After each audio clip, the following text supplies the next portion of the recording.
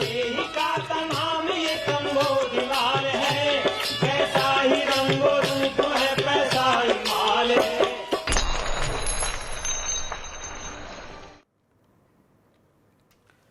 नमस्कार, मैं हूं शुभम शंकरधर। आप देख रहे हैं मनी 9। समय है आपके पसंदीदा कार्यक्रम मनी सेंट्रल का। मेरे साथ स्टूडियो में खबरों के विश्लेषण के लिए मनी 9 के एडिटर अंशुमान तिवारी जी जुड़ गए हैं। सर, बहुत स्वागत है आपका।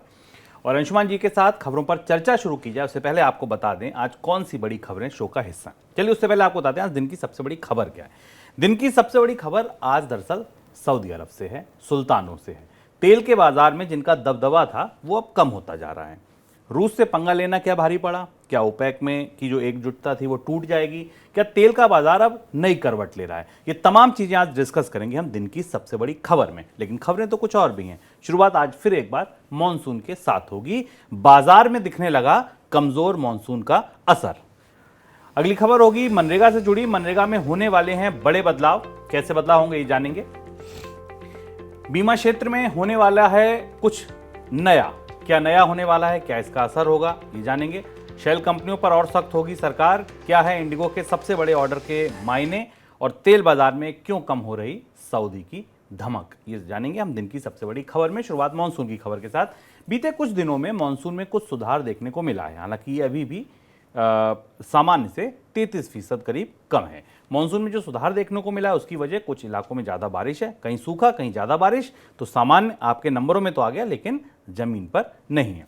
हालांकि कई राज्यों में मानसून अभी भी कमज़ोर बना हुआ है। मौसम विभाग ने अगले 2 से 3 दिनों में पूर्वी उत्तर प्रदेश, झारखंड, बिहार, उड़ीसा और पश्चिम बंगाल के गंगा से सटे इलाकों में मानसून के पहुंचने का अनुमान लगाया है। सर, क्या ताजा अपडेट है, क्या स्थिति बनती दिख रही है? मानसून को लेकर 2 तरीके की खबरें हमारे पास हैं। अगर आप मानसून के आंकड़ों को या चार्ट को करीब से देखें तो मानसून में अब थोड़ी थोड़ी प्रगति होती दिखाई दे रही है। जो विपराजय साइक्लोन है उसका असर कम हो रहा है, हालांकि विपराजय का असर राजस्थान के इलाकों में काफ़ी ज़्यादा है। लेकिन अगर आप मानसून में इन नीली रेखाओं को देखें तो जो मानसून का पूर्वी हिस्सा है वो धीरे धीरे आगे की तरफ बढ़ने लगा है। लेकिन जो आंकड़े हमारे पास उपलब्ध हैं उस हिसाब से अभी ये जो डेफिसिट था, जो बारिश की कमी थी, वो 47% से घटकर 33% पर आ गई है। पर इसमें करीब से और गौर से देखने वाली बात यह है कि जो अतिरिक्त जो रेन हमें दिख रही है वो मानसून की बारिश नहीं बल्कि साइक्लोन से होने वाली बारिश है। इसलिए बहुत सारे ऐसे इलाके, जैसे गुजरात के तट को देखें आप, 2 दिन तक गुजरात के तटवर्ती इलाकों में बारिश तेज थी, पर वहाँ फिर अब लार्ज डिफिशिएंट हिस्से के तौर पर आ गया है। इसमें पीले और लाल हिस्से ये बता रहे हैं कि इन क्षेत्रों में बारिश नहीं हुई है। डिफिशिएंट इलाकों में करीब 20 से 60% तक की कमी है और बड़े इलाकों में 99 से 60% तक की कमी दिखाई दे रही। देश का करीब 66-67% हिस्सा, इस नक्शे के हिसाब से अगर आप ध्यान से देखें तो देश का करीब 66 से 67% हिस्सा ऐसा है जहां मानसून अपना आधा सफ़र पूरा कर चुका है। तकनीकी तौर पर हम मानसून के को लेते हुए 20 दिन बीत चुके हैं और इन हिस्सों में पानी की कमी है, बारिश नहीं हुई है। और इसका असर कृषि मंत्रालय ने भी नहीं बताया है, लेकिन अगले 1 हफ्ते में पता चलेगा कि खरीफ की बुआई यहाँ से कितनी और देरी होगी और इसका असर कृषि उत्पादन पर क्या दिखाई देगा। सर, कृषि की नज़रिए से अगर देखें तो खरीफ की बुआई लगातार डिले हो रही है। कल भी हमने डिस्कशन किया था। क्या बाजार पर अब इसका असर भी दिखने लगा है कमज़ोर मानसून का?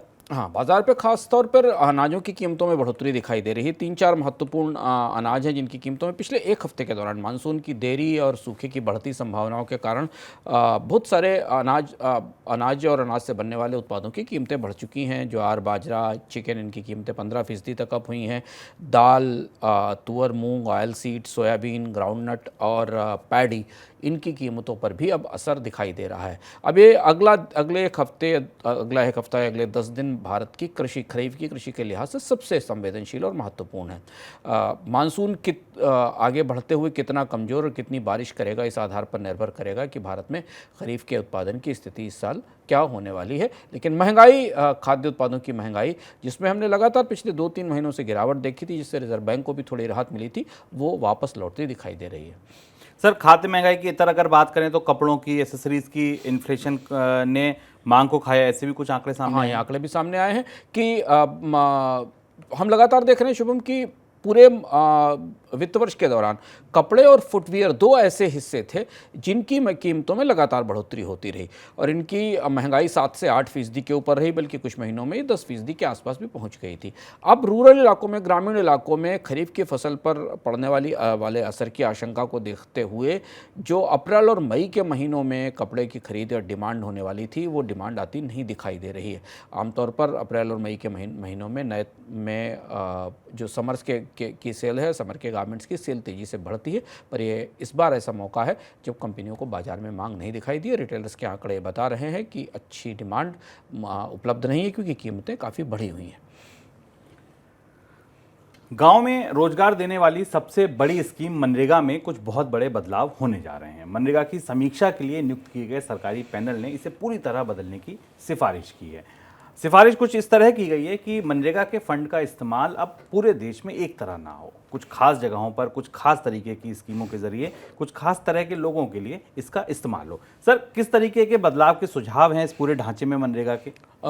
सरकार ने अमरजीत सिन्हा की अध्यक्षता में एक पैनल बनाया था पिछले साल सितंबर अक्टूबर में, जिसमें मनरेगा की समीक्षा की बात कही गई थी। मनरेगा के बजट में इस साल कटौती की गई थी, तो उसमें यह भी तर्क दिया गया था कि सरकार मनरेगा के ढांचे का पुनर्गठन करने जा रही और उस पुनर्गठन की रिपोर्ट अब सरकार के पास पहुंच चुकी है, ऐसा सूत्रों के हवाले से पता चला है। आपको याद होगा कि पिछले साल के बजट में भी सरकार ने मनरेगा को काफ़ी आवंटन किया था और इस बार भी मनरेगा के बजट का आवंटन बढ़ा है, लेकिन उसमें पिछले साल के मुकाबले कमी की गई थी। मनरेगा को लेकर कई सारे सवाल लोगों के दिमाग में है और भारतीय नीति निर्माता भी इस बात पर उलझे हुए हैं कि भारत में मनरेगा के रोजगारों की मांग बढ़ती चली जा रही है, जबकि अर्थव्यवस्था से मंदी से उबरने के संकेत मिलने लगे थे और कोविड का असर खत्म हो गया था। ये समिति जो बता रही है, उसके बाद अगर उसको इसकी सिफारिशें स्वीकार की गई शुभम, तो मनरेगा का पूरा ढांचा बदल जाएगा। इस समिति का कहना है कि मनरेगा को पूरे देश में एक साथ नहीं लागू किया जाना चाहिए। इसे केवल 3,500 जो ब्लॉक हैं वहाँ 70% पैसा इसका खर्च किया जाना चाहिए। यानी मनरेगा एक राष्ट्रीय स्कीम नहीं रहेगी। इसके बड़े राजनीतिक अर्थ भी मंतव्य भी हैं। 3,500 जो ब्लॉक्स हैं, जो गरीबी या तो अति गरीबी से प्रभावित आबादी वाले ब्लॉक हैं या पानी की कमी वाले ब्लॉक हैं, इन ब्लॉक्स में मनरेगा का अधिकांश पैसा खर्च किया जाना चाहिए। इसमें भी करीब 2,500 वाटर डिफिशिएंट ब्लॉक्स हैं जिन इलाकों में पानी की कमी है, और इन राज्यों में और 1,000 जो बहुत ज़्यादा गरीब ब्लॉक हैं, ऐसे करीब इन ब्लॉक्स में मनरेगा का पैसा खर्च होना चाहिए। अब ये अगर सिफारिश मानी जाती है तो मनरेगा का जो दायरा है वो सिकुड़कर कुछ स्थानों तक ही सीमित रह जाएगा। इसमें से भी 70% आउटलेट 35 ब्लॉक्स में रखने के लिए कहा गया है और बचा हुआ 30% बचे हुए ब्लॉक्स में, तो यानी करीब 7,000 के आसपास ब्लॉक्स हैं जिनमें 70% हिस्सा 3500 ब्लॉक्स में खर्च किया जाएगा। ये पैनल ये कह रहा है कि पानी की कमी को दूर करना मनरेगा के प्रमुख कामों में शामिल किया जाना चाहिए। ऐसी व्यवस्थाएं की जानी चाहिए कि ग्रामीण इलाकों में पानी की समस्या का समाधान मनरेगा के फंड से निकाला जा सके। अब सरकार के पास इस रिपोर्ट के बाद सरकार की प्रतिक्रिया का इंतजार रहेगा और अगर ऐसा होता तो मनरेगा का ढांचा पूरी तरह बदलेगा। सरकार के एक बिल, लाइव स्टॉक बिल का विरोध शुरू हो गया। इस बिल में जीवित पशुओं के निर्यात का प्रावधान था, जिसे लेकर विरोध शुरू हो गया है और मांग ये की जा रही है सरकार से कि आप इस बिल को वापस ले लीजिए। सरकार ने इस पर सुझाव के लिए इसे अपनी वेबसाइट पर डाला था, सुझाव मांगे थे, लेकिन सुझाव तो छोड़िए, वहाँ विरोध शुरू हो गया। सर, विरोध की वजह क्या है?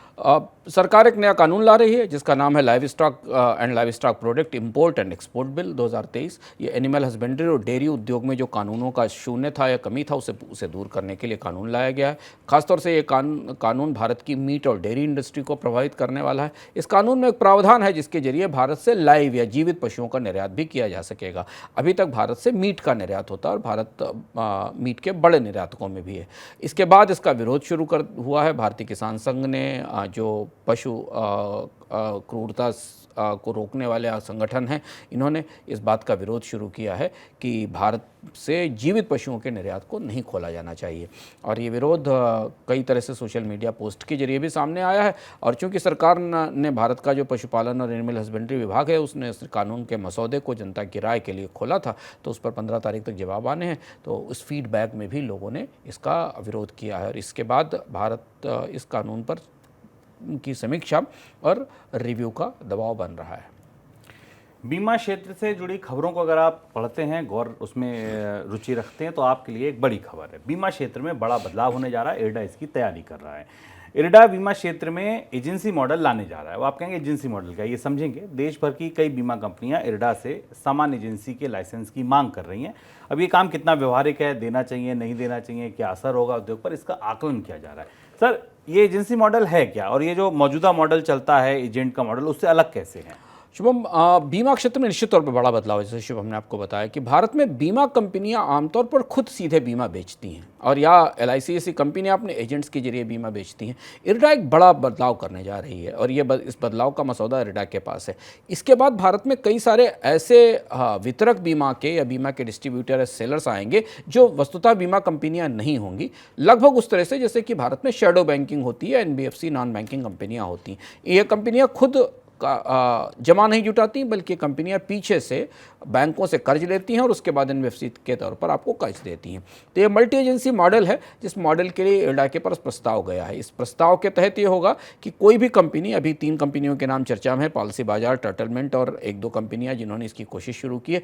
ये कंपनियां खुद बीमा प्रोडक्ट तैयार करेंगी, पीछे से उस बीमा प्रोडक्ट को किसी बीमा कंपनी का सपोर्ट होगा री इंश्योरेंस के तौर पर, और ये उन प्रोडक्ट्स की बिक्री करेंगी। और इसके बाद इरडा का ऐसा मानना है कि इससे ये जो पीछे की कंपनियां, MGA मॉडल में जो पीछे की कंपनियां हैं, उन्हें वो कस्टमर्स को जोड़ेंगी, प्रोडक्ट को मैनेज करेंगी और अंडरराइटिंग के लिए पीछे बीमा कंपनियों का इस्तेमाल करेंगी। इसके बाद भारत की बीमा बाजार में निश्चित तौर पर बड़े बदलाव होंगे। यानी बीमा कंपनियां सिर्फ वही नहीं होंगी जिनके पास बीमा के लाइसेंस है, बल्कि वो भी कंपनियां होंगी जो खुद बीमा बनाकर आपको देंगी। GST के ढांचे में भी बड़ा बदलाव होने जा रहा है। सरकार लगातार इसके लिए प्रयास कर रही है। अब सरकार ने राज्य सरकारों से भी ये कहा है कि आप अपने यहाँ बदलाव लेकर आएं, और जो अहम बदलाव उसमें है वो ट्रिब्यूनल के गठन का है। ट्रिब्यूनल का गठन किया जाए। सर, क्यों जरूरी हो गया है ट्रिब्यूनल का गठन? राज्य सरकारों में GST के विवाद लगातार बढ़ रहे हैं। अभी जो स्थिति है शुभम, उसमें GST में कोई भी विवाद होने पर, GST प्रशासन के साथ कोई भी विवाद होने पर, जितने भी टैक्स पेयर्स हैं वो सीधे हाई कोर्ट्स में जाकर रिट फाइल करते हैं। और हाई कोर्ट्स के पास ना तो ऐसी दक्षता और क्षमताएं हैं कि वो GST के कानूनों का निस्तारण कर सकें, और ना ही उनके पास इतना जगह और स्पेस है मुकदमों की भीड़ को देखते हुए कि वो टैक्स से जुड़े हुए मामलों का निस्तारण कर सकें। इसलिए केंद्र सरकार ने राज्य सरकार से कहा है कि अपने कानून में बदलाव करके और कि वो अपने अपने राज्यों में इनडायरेक्ट टैक्स से जुड़े हुए ट्रिब्यूनल की स्थापना करें, यानी वो ट्रिब्यूनल जहां पर GST से जुड़ी अपील्स की सुनवाई हो सकेगी। अपीलाट ट्रिब्यूनल के गठन के कारण, चूंकि 2017 से GST भारत में लागू हुआ है, अपीलाट ट्रिब्यूनल के गठन के कारण GST विवादों की बहुत लंबी लिस्ट तैयार हो गई है। GST के विवाद और GST के केस बुरी तरह पाइलअप हैं और हाई कोर्ट्स पर इसका दबाव बन रहा है। केंद्र सरकार ने राज्यों से कहा है कि वो अपने कानून बदलें, तैयारी करें और हर राज्य में GST के ट्रिब्यूनल्स की पीठ की स्थापना की जाए। कॉर्पोरेट अफेयर मंत्रालय शेल कंपनियों के खिलाफ कड़ी कार्रवाई करने की योजना बना रहा है। सरकार पहले ही इस तरीके की हजारों कंपनियों को बंद कर चुका है, जिनके इस्तेमाल अक्सर काले धन की फंडिंग के लिए किया जाता है। रजिस्ट्रार ऑफ कंपनीज की ओर से शेल कंपनियों का फिजिकल वेरिफिकेशन किया जाएगा। कंपनी एक्ट के सेक्शन 12 के तहत इस अभियान को अब तेज किया जाएगा। सर, पहले भी हमने सुना कि लाखों में 2 लाख कंपनियां खत्म कर दी, 3 लाख कंपनियां खत्म कर दी। समय समय पर यह भी होता है कि शेल कंपनियों पर और सरकार सख्ती करी। ये बनना बंद क्यों नहीं होती? बनना बंद इसलिए नहीं हो पा रही हैं। डिमोनेटाइजेशन के बाद जब नोटबंदी हुई थी, उसके बाद शेल कंपनियों पर बड़ी कार्रवाई हुई थी और उन पर क्रैकडाउन हुआ था। उसके बाद भी चूंकि कंपनी कानून के तहत सेक्शन 12 के तहत एक शेल कंपनी बनाने की, एक छोटी कंपनी बनाने की छूट है, और उस छूट के तहत भारतीय टैक्स नियमों और कंपनी नियमों के कारण कंपनियां असंख्य छोटी छोटी कंपनियां बनाती ही रहती हैं। और एक इस तरीके की समस्या है जो कानून के तहत प्रस्तावित है। जब कानून के तहत ऐसी कंपनी बनाने की छूट है तो वो बनाई जाती हैं। इसमें कहीं ना कहीं जब कॉर्पोरेट अफेयर्स मिनिस्ट्री को या इनकम टैक्स डिपार्टमेंट को टैक्स के नियमों की चोरी या टैक्स की या मनी लॉन्ड्रिंग का शक होता है, तब इन पर कार्रवाई शुरू की जाती है। तो अब सख्ती, ये जो नई सख्ती की जा रही है उसमें रजिस्ट्रार ऑफ कंपनीज जो क्रैकडाउन करने जा रहा है, उस क्रैकडाउन में जो शेल कंपनियां हैं उनके ऑफिसेज का वेरिफिकेशन किया जाएगा। जो नॉन कंप्लायंट फर्म्स हैं उनको जाकर जांचा जाएगा कि वो कंपनियां वास्तव में काम कर रही हैं, उनका कारोबार क्या है, या वे केवल कागज़ पर चल रही हैं। ये मामला इसलिए और ज़्यादा थोड़ा महत्वपूर्ण हो गया है कि हमने अभी GST के कारण शेल कंपनियों की एक पूरी नई श्रृंखला देखी भारत में, जो इनपुट टैक्स क्रेडिट लेने के लिए GST के तहत गठित की जाती हैं और शेल कंपनियां केवल टैक्स क्रेडिट लेने का काम करती हैं। इसलिए भी शेल कंपनियों पर क्रैकडाउन दोबारा शुरू हो रहा है। प्रधानमंत्री नरेंद्र मोदी की अमेरिका यात्रा से दोनों देशों के बीच WTO से जुड़े लंबित विवादों के सुलझने की संभावना जताई जा रही है। यात्रा के दौरान अमेरिकी राष्ट्रपति जो बाइडेन और प्रधानमंत्री मोदी के बीच कारोबारी संबंधों पर व्यापक चर्चा हो सकती है। ऐसी संभावना है कि WTO से जुड़े कुछ मामलों को आउट ऑफ कोर्ट सेटल किया जाए, ऐसी बातें हो सकती हैं। कौन से ऐसे विवाद हैं सर जिनका समाधान निकलने की उम्मीद है? शुभम, भारतीय प्रधानमंत्री की अमेरिका यात्रा में तमाम सुर्खियों की रोशनी में यह ध्यान रखना जरूरी है व्यवहारिक रूप से कि भारत और अमेरिका के व्यापारिक रिश्तों में पिछले 8-10 सालों में कोई बहुत बड़ा बदलाव नहीं हुआ, बल्कि व्यापारिक रिश्ते आमतौर पर तीसरे मंचों पर टकराव की स्थिति में बने हुए हैं। अमेरिका ने डोनाल्ड ट्रंप के दौर से लेकर जो बाइडेन के दौर तक भारत के निर्यात को बढ़ाने के लिए तमाम कोशिशों को अलग अलग जगह पर चुनौती दी, खासतौर से WTO में। सबसे ताज़ा मामला WTO में भारत की PLI स्कीम को लेकर है, जहाँ पर EU के साथ मिलकर US ने भारत की WTO स्कीम पर एक इम्पॉर्टेंट जीत हासिल की और इसे माना कि ये WTO नियमों के कंप्लायंट नहीं है, उसके हिसाब से सही नहीं है, और अब भारत सरकार को डिस्प्यूट सेटलमेंट मैकेनिज्म में जाना पड़ा है। भारत और अमेरिका के बीच दो बड़े लोकतांत्रिक देशों के बीच व्यापारिक रिश्ते थोड़े नरम गरम है, थोड़ा खींचतान रिफ्ट है। एक बड़ा विवाद चल रहा है जो डोनाल्ड ट्रंप के ज़माने से, जिसमें कि अमेरिका ने भारत से आने वाले स्टील पर 25% की टैरिफ ड्यूटी लगा दी थी और एल्युमिनियम एक्सपोर्ट पर 10% की ड्यूटी लगा दी थी। ये काम 2018 में डोनाल्ड ट्रंप ने किया था। तब से आज तक भारत सरकार अमेरिका को ड्यूटी हटाने पर राजी नहीं कर पाई। क्या प्रधानमंत्री नरेंद्र मोदी वहां जाकर अमेरिकी सरकार को इस बात के लिए राजी कर पाएंगे कि भारतीय निर्यातकों के लिए कोई राहत मिले और ये ड्यूटी हटाई जाए? दूसरी चीज़ है कि भारत की जो स्कीम मर्चेंडाइज एक्सपोर्ट्स स्कीम थी MIS, जिसे डोनाल्ड ट्रंप की सरकार ने WTO से नॉन कंप्लायंट घोषित कराया था, यानी इसे WTO नियमों के हिसाब से वैध नहीं पाया था और इसके बाद वो स्कीम बंद करनी पड़ी थी और सरकार को PLI लाना पड़ा था। तो वो WTO में एक बड़ी हार थी जो अमेरिका की पूरी पेशबंदी के कारण हुई थी। इसी तरह भारत में एक्सपोर्ट ओरिएंटेड स्कीम्स और तमाम सेक्टर स्पेसिफिक स्कीम्स हैं जो भारत सरकार निर्यात के प्रोत्साहन के लिए चलाती है, जिस पर अमेरिका की गहरी आपत्तियाँ रही हैं, अमेरिका की गहरी टिप्पणियाँ रही हैं और उसमें बहुत सारी स्कीमों को अमेरिका WTO के मंच पर चुनौती भी देता रहा है। अमेरिका ये भी आरोप लगाता रहा है कि भारत अपने कपड़ा निर्यात बढ़ाने के लिए सब्सिडी देता है, सब्सिडी देता है, जो कि WTO नियमों के तहत नहीं है। अब चूंकि प्रधानमंत्री की यात्रा हो रही है और लंबे समय के बाद भारतीय प्रधानमंत्री की आधिकारिक यात्रा है, तो इस यात्रा में इस बात की उम्मीद की जानी चाहिए कि भारत और अमेरिका के बीच व्यापार रिश्तों में थोड़ी तो गर्मी, थोड़ी तो सक्रियता आने वाले समय में दिखाई देगी, क्योंकि इसी आधार पर यह तय होगा कि भारत की इस यात्रा से भारत के व्यापार को बढ़ाने के कितने अवसर मिले हैं। आगे बढ़ते हैं, बात करते हैं देश के एविएशन सेक्टर से जुड़ी आज 3 बड़ी खबरें सामने आई। सबसे बड़ी खबर आई इंडिगो की साइड से। लो कॉस्ट एयरलाइंस इंडिगो ने 500 एयरबस A320 का रिकॉर्ड ऑर्डर दिया। ये दुनिया का सबसे बड़ा सिंगल ऑर्डर है। इस मामले में उसने एयर इंडिया के रिकॉर्ड को तोड़ा, जिसने इसी साल 470 एयरबस और बोइंग विमानों का ऑर्डर किया था। इस बीच खबर यह भी है कि अकासा एयर ने भी छोटे फॉलोअप ऑर्डर के लिए बोइंग कंपनी से बातचीत शुरू की है। अगर ये डील फाइनल होती तो अकासा करीब 10 विमानों का ऑर्डर दे सकती है। तीसरी खबर संकटग्रस्त एयरलाइंस गो फर्स्ट से जुड़ी। इस एयरलाइंस को कर्ज देने वाली जो कमेटी है बैंकों की, क्रेडिटर कमेटी, वो बुधवार को इसकी समीक्षा करेगी कि इसको कितने फंड की ज़रूरत है और कामकाज कब से शुरू किया जा सकता है। ये कमेटी एयरलाइन के रिवाइवल प्लान पर भी विचार करेगी। सर, पहला सवाल इंडिगो से जुड़ा। इंडिगो की ये तैयारी क्या बता रही है? 500 प्लेन खरीदना 2035 तक।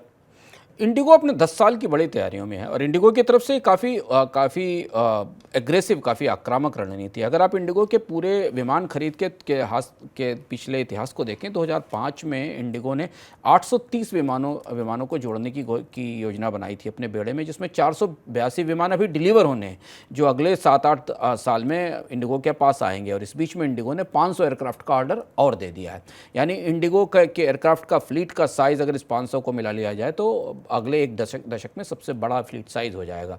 भारत के एविएशन बाजार में जो बढ़ोतरी हो रही है, इंडिगो अंतर्राष्ट्रीय रूट्स पर भी अब संचालन कर रही है। गो फर्स्ट के बाजार से हटने के बाद और बाकी कंपनियों के सिकुड़ने के बाद इंडिगो भारतीय बाजार की सबसे बड़ी कंपनी है और इसलिए 500 एयरक्राफ्ट का जो ऑर्डर दिया है, ये सबसे एग्रेसिव और सबसे बड़ा ऑर्डर है।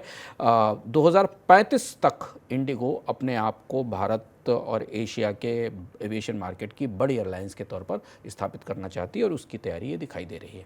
Sir, creditor committee revival plan पर सहमत होगी? उड़ान भर पाएगी गो फर्स्ट का मामला फंसा हुआ है। क्रेडिटर्स कमेटी को ये डिसाइड करना पड़ेगा कि गो फर्स्ट के पास जो 300-400 करोड़ रुपए की 200 से 400 करोड़ रुपए की एडिशनल फंडिंग उपलब्ध है, जो कि सरकार ने कोविड के दौरान जो एक emergency credit line guarantee scheme चलाई थी उसके तहत दी थी। वो उसका इस्तेमाल करने देंगे क्रेडिटर्स इस दिवालिया कंपनी को अपनी उड़ानें शुरू करने के लिए। क्रेडिटर्स ये कहेंगे कि वो पैसा तो उनका है क्योंकि उनके कर्ज चुकाने के लिए दिया जाए।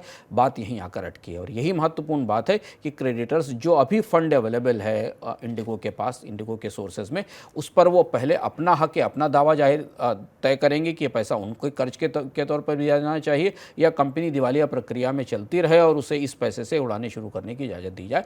ये मामला तय होना है। ये पहली मंजिल है जहाँ से स्पष्ट होगा कि गो फर्स्ट को आगे अपनी उड़ानें शुरू करने की इजाज़त मिलेगी कि नहीं। गो फर्स्ट ने अपनी उड़ानें 24 जून तक स्थगित कर रखी।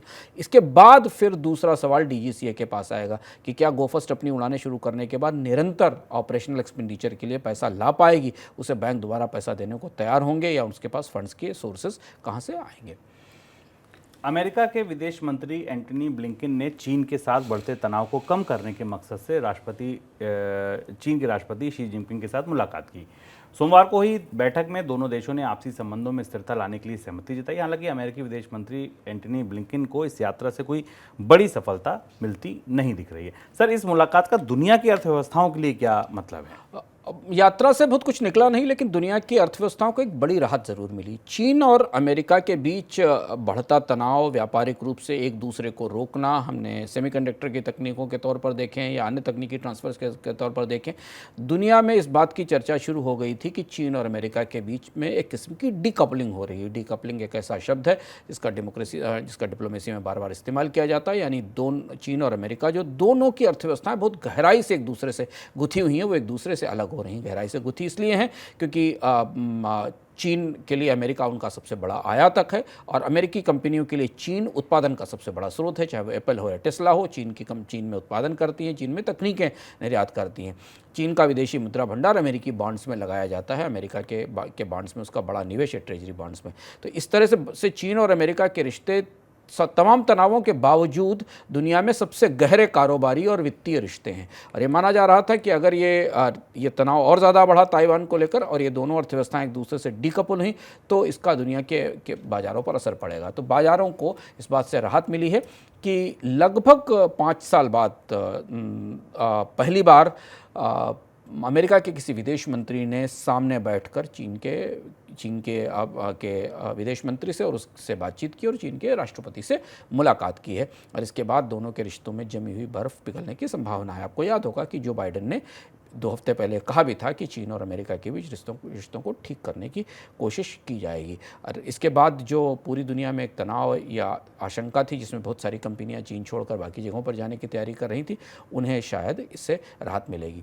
पर यह भी है कि दोनों देशों ने कहा है कि बहुत सारे मुद्दे ऐसे जिन पर दोनों के बीच गहरी असहमतियां हैं, डिसएग्रीमेंट है, लेकिन बहुत सारे मुद्दे ऐसे हैं जिन्हें मिलकर सुलझाया जा सकता है। आगे बढ़ते हैं दिन की सबसे बड़ी खबर की तरफ।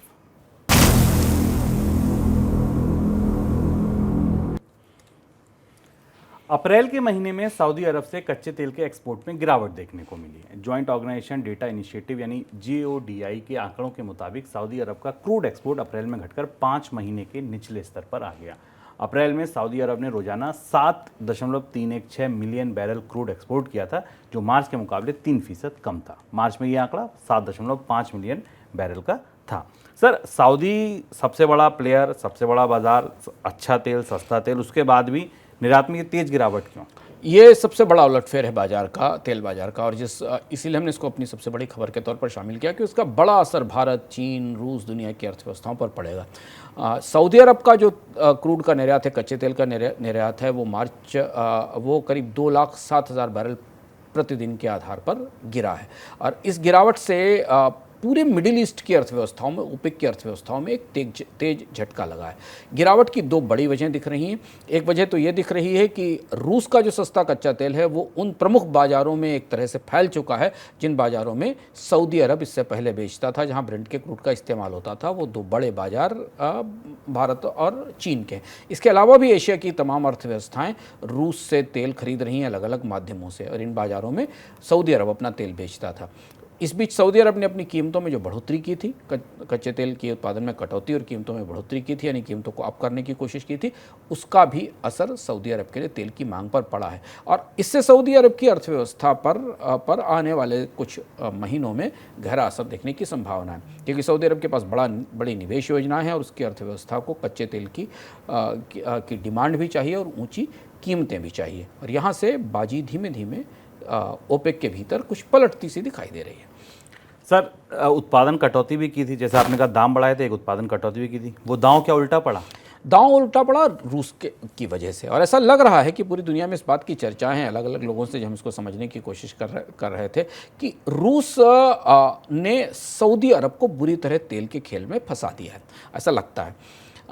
जो विशेषज्ञ मान रहे हैं कि रूस एक तरफ ओपेक देशों के साथ मिलकर कच्चे तेल की कीमतों को दुनिया में बढ़ोतरी और बढ़ाने को समर्थन देता रहा, और दूसरी तरफ चूंकि उसके पास $60 पर बैरल की कैपिंग आ गई थी, जो कि सैंक्शंस के तहत कैपिंग आई थी, उस आधार पर सऊदी अरब ने अपने सस्ते कच्चे तेल से उन सारे बाजारों को भर दिया जहां सऊदी अरब तेल बेचना चाहता था। तो यहाँ पर जिस कैपिंग की बात, जिस प्रतिबंध की बात थी, वो कैपिंग रूस के लिए फ़ायदे का सौदा साबित हुई, क्योंकि रूस ने अंतर्राष्ट्रीय कैपिंग के आधार पर उससे सस्ता कच्चा तेल बेचना उसके लिए मजबूरी था। और यहाँ तेल के अर्थशास्त्र का सबसे बुनियादी सिद्धांत काम आता है। रूस दुनिया में सबसे सस्ता कच्चा तेल उत्पादित करता है, $40 से $45 पर बैरल की कॉस्ट आती है, जबकि सऊदी अरब के कच्चे तेल की कॉस्ट $60 से $70 पर बैरल के आसपास है। अगर आप लागत को कम करें तो $55 से $65 प्रति बैरल के आसपास है। तो तब भी $60 के प्रति बैरल के तेल पर की कीमत पर तेल बेचकर रूस को फ़ायदा हो रहा था। हालांकि अगर ये ब्रेंट की कीमत पर बिक रहा होता तो रूस को बहुत ज़्यादा फ़ायदा होता।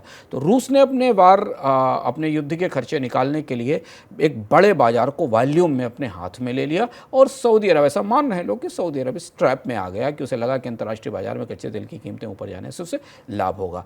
अब बाजी उल्टी हो गई, अब पलट गई इस दृष्टि से कि सऊदी अरब कच्चे तेल की कीमतें बढ़ाने की तरफ कोशिश करता रहा, और उसका परोक्ष रूप से फ़ायदा रूस को मिला, क्योंकि अंतर्राष्ट्रीय बाजार में तेल की कीमतें ऊंची हो रही थी तो सस्ता कच्चा तेल का सप्लायर एक बाजार में मौजूद था, और इसलिए उसका सस्ता कच्चा तेल लोगों ने खरीदा प्रतिबंधों के बावजूद। सर, इसका ओपेक की जो एकजुटता है उस पर भी कोई असर पड़ेगा? ये देखना ज़रूरी है कि सऊदी अरब इस पूरी राजनीति में रूस को कैसे संभालता है। ओपेक का एक पुराना इतिहास है। ओपेक के उस इतिहास में रूस और तेल उत्पादक देशों के बीच बहुत ख़राब रिश्ते रहे हैं। ओपेक बना ही इसलिए था क्योंकि रूस ने बाजार में सस्ता कच्चा तेल बेचकर बाजार को अंडरकट किया था। ओपेक के पुराने इतिहास को अगर आप देखें, और उसी के बाद ओपेक का गठन हुआ था और ऑयल प्रोड्यूसर कंट्रीज़ ने एक संगठन बनाया था रूस के तेल को ही चेक करने के लिए, सस्ते कच्चे तेल को चेक करने के लिए। बाद के वर्षों में ओपेक में रूस भी शामिल हो गया और तभी ओपेक प्लस हो गया था, जिसको हम आज ओपेक प्लस कहते हैं। उसके बाद रूस ने भी इस कार्टेल को ज्वाइन कर लिया था और पूरी दुनिया में तेल की कीमतें एक साथ तय होने लगी थी, और चूंकि यूराल ग्रेड का क्रूड भी ब्रेंट क्रूड की कीमतों के आसपास ही तय होता था। अब ओपेक में बिखराव दिख रहा है। सस्ता कच्चा तेल लेकर रूस बाजार में खड़ा है, दुनिया के बड़े ग्राहक वहाँ बेच रहे हैं, और जो बाकी ओपेक के देश हैं जिनकी कच्चे तेल के उत्पादन की लागत $60, $65, $70 पर बैरल है, वो अब निर्यात में कटौती या निर्यात में गिरावट झेल रहे हैं। क्या ओपेक में इस पर बिखराव होगा? क्या सऊदी रूस से इस पूरी पेशबंदी में जिस तरह से सऊदी बुरी तरह फंसे हैं उससे निकलेंगे?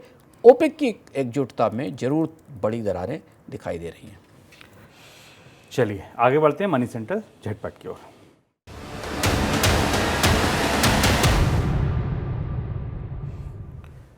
दिग्गज एडटेक कंपनी बायजूस ने अपने सभी विभागों में करीब 1000 कर्मचारियों की छंटनी की है। कंपनी ने रिस्ट्रक्चरिंग प्रक्रिया के तहत ये छंटनी की है। ये छंटनी ऐसे समय में हुई है जब कंपनी $1 अरब के टर्म लोन के मामले में कर्ज देने वालों के खिलाफ अमेरिका में कानूनी लड़ाई लड़ रही है। छंटनी के बाद कंपनी में कुल कर्मचारियों की संख्या करीब 5000 के आसपास रहेगी, क्योंकि कुछ नई भर्तियां भी चल रही हैं।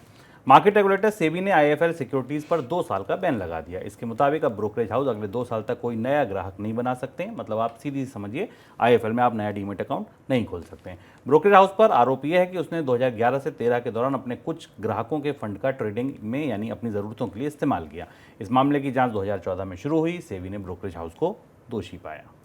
कोविन एप्लीकेशन से डेटा लीक के मामले में केंद्रीय स्वास्थ्य मंत्रालय एफआईआर करने पर विचार कर रहा है। स्वास्थ्य मंत्रालय के अधिकारियों का कहना है कि कोविन से किसी तरीके का डेटा चोरी नहीं हुआ, लेकिन किसी अन्य प्लेटफॉर्म से डेटा लीक की आशंका है।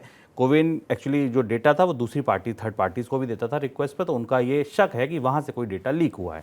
ऐसे में मंत्रालय अगले 1-2 दिन में साइबर क्राइम सेल में एफआईआर करा सकता है। सर कोई टिप्पणी आपकी? बायजूस अभी तक करीब 3 किश्तों में 4000 से ज़्यादा कर्मचारी निकाल चुका है और बायजूस की समस्या गंभीर होती जा रही है कई मामलों में भारत के में उसके बिजनेस मॉडल को लेकर भी और कंपनी से की वित्तीय चुनौतियों को लेकर और फंड्स को लेकर भी। बायजूस इक्विटी लाकर या स्टार्टअप इन्वेस्टिंग लाने वाली कंपनी की जगह कर्ज जुटाने वाली कंपनी में बदल गया है। बायजूस पर निगाह इसलिए करीब से रखी जा रही है क्योंकि बायजूस के बिजनेस मॉडल में रिटर्न्स की संभावनाएं भी सीमित हैं। ऐसी स्थिति में उसे कर्ज कैसे मिलता है और कर्ज किस कीमत पर मिलता है इसे देखना होगा, नहीं तो बायजूस को अपने कारोबार को और छोटा करने का दबाव बनेगा और उसी दबाव का नतीजा है कि कंपनी को 1000 के आसपास कर्मचारी फिर निकालने पड़े। चलिए, तो ये था हमारा आज का मनी सेंटर। लेकिन कुछ एक ऐसी खबरें जो पढ़ने में निश्चित तौर पर आपकी रुचि होगी जो आज मनी 9 की वेबसाइट पर तैयार हैं। जैसे एसबीआई कुछ खास ग्राहकों को सस्ता होम लोन दे रहा है। कौन से वो ग्राहक हैं, क्यों दे रहा है, क्या शर्त रखी है, ये अगर आप जानना चाहते हैं और अगर आप होम लोन लेने का विचार कर रहे हैं तो आपको एक खबर ज़रूर पढ़नी चाहिए कि देश का सबसे बड़ा सरकारी बैंक आखिर सस्ता होम लोन कुछ चुनिंदा ग्राहकों को दे क्यों रहा है। एक ये खबर है, LIC का एक प्लान है जिसमें ये दावा किया गया है कि आप छोटी छोटी बचत करके अपनी बुढ़ापे की टेंशन दूर कर सकते हैं, आप अपनी पेंशन की व्यवस्था कर सकते हैं। कैसे की जा सकती है ये व्यवस्था, ये अगर आप जानना चाहते हैं तो आप मनी 9 की वेबसाइट पर आइए। एक और ख़ास खबर, जो अनचाहे कॉल मैसेज आपको आते हैं जिस पर ट्राई सख्ती कर रहा था और ये लग रहा था कि अब इन पर लगाम लगेगी, अभी नहीं लगेगी। अभी आपको लंबा इंतजार करना पड़ेगा। क्यों, क्या घटा उस जगह, क्या नए नियम आए, क्या नई एप्लीकेशन आई, किस पर मंजूरी मिली, ये सब अगर आप जानना चाहते हैं तो आप आइए तत्काल मनी 9 की वेबसाइट पर और ज़रूर देख पढ़िए ये खबरें। कुछ पर्सनल फाइनेंस से जुड़ी खबरें भी, जैसे इनकम टैक्स रिटर्न भरने का समय चल रहा है, अगर आप इनकम टैक्स रिटर्न भर रहे हैं तो कौन सी गलतियां आपको नहीं करनी चाहिए, ये भी आज की हमारी खबर है जो सजी है करीने से। आइए और आप इन खबरों को पढ़िए मनी 9 की वेबसाइट पर, पता वही www.money9.com। अब आपको बताएं कल हेलो मनी 9 के बारे में। कल 1 से 2 हमारे साथ जुड़ेंगे गौरव बिस्सा जी, इनक्रेड कैपिटल के वाइस प्रेसिडेंट हैं आप। स्टॉक से जुड़े आपके कोई सवाल हैं तो गौरव जी से पूछिए। सवाल अपना 9311211874 पर हमें भेज दीजिए। हमारी टीम आपसे जुड़कर आपके बात गौरव जी से कराएगी और आपके सवालों पर जवाब देगी। फिलहाल मुझे इजाजत दीजिए, बने रहिए मनी 9 के साथ। नमस्कार। ऐसे ही का नाम ये संबोधिवार